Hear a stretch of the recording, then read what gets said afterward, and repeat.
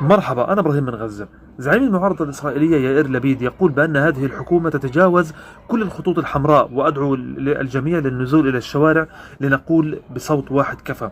مصادر مصرية لجريدة الأخبار اللبنانية تقول موافقة الولايات المتحدة على استئناف الحرب في غزة لا تعني استئناف القتال بشكل كامل، لأن واشنطن سمحت بالضربات الجوية كوسيلة ضغط، ولكن من دون الدخول في صراع طويل الأمد. يعني إن شاء الله بإذن الله بإذن الله الأمور تخلص عن قريب. هيئة البث الإسرائيلية تكشف تسجيلات لرجل أعمال إسرائيلي مقرب من مستشار حكومة قطر الذي عمل في إسرائيل. وفق هذه التسجيلات، مستشار قطر حول مبالغ مادية لأحد مستشارين نتنياهو واسمه إلي فيلدشتاين مقابل خدمات قدمها مستشار نتنياهو. هذا الكشف يأتي فيما تفرض السلطات الإسرائيلية أمر حظر نشر شامل على التحقيقات في هذه القضية. لبيد يدعو الإسرائيليين للخروج والتظاهر اليوم ضد نتنياهو. لبيد هو زعيم المعارضة الإسرائيلية.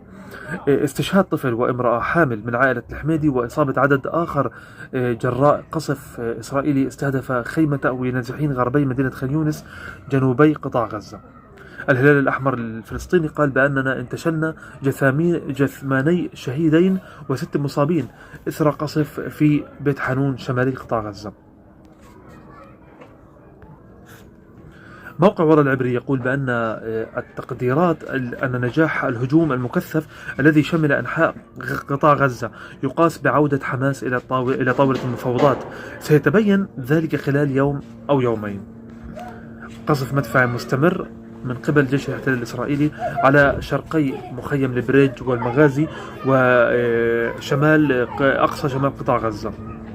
صحيفة هارتس العبرية تقول بأن إسرائيل وليست حماس هي التي تعرقل وقف إطلاق النار وتمنع عودة الرهائن. مصادر عبرية تقول بأن الرئيس الأرجنتيني ألغى زيارته المقررة لإسرائيل بحسب مصادر مطلعة، وكان من المقرر أن يلقي ميلاي زيارة كلمة في الكنيست ويلتقي برئيس الوزراء، حتى أن نتنياهو خطط لطلب إلغاء شهادته بسبب زيارة الرئيس. في مسؤول في حماس بيقول انه الحركة لم تغلق باب التفاوض، وحماس تطالب الوسطاء بإلزام إسرائيل بتنفيذ اتفاق وقف إطلاق النار. وبكرة حيكون في إضراب طبي في المستشفيات الإسرائيلية رفضا لسياسات نتنياهو. موقع ورا العبري قال بأن مسيرة انطلقت في القدس رفضا لإقالة نتنياهو لرئيس الشباك والعودة إلى القتال في غزة. يعني هم بدهمش لا يشيلوا رئيس الشباك ولا يرجعوا للحرب. هدول اللي طالعين مسيرة ماشي. المسيرة كمان كانت رفضا لإقالة المستشارة القانونية. ونهاية هذه يعني تقريبا مختصر ما جاء اليوم في وسائل الإعلام المختلفة. الاحتلال رمى منشورات على شمال قطاع غزة وشرقه للناس اللي ساكنين على الأطراف على الحدود عشان يرحلوا من هناك، وعادت مشاهد النزوح للأسف المتكررة. في النهاية السلام التام لكل شعبنا الفلسطيني في كل مكان. أنا إبراهيم من غزة. اعمل لي متابعة للمزيد وللتبرع تواصل معي واتساب، ويعطيكم العافية.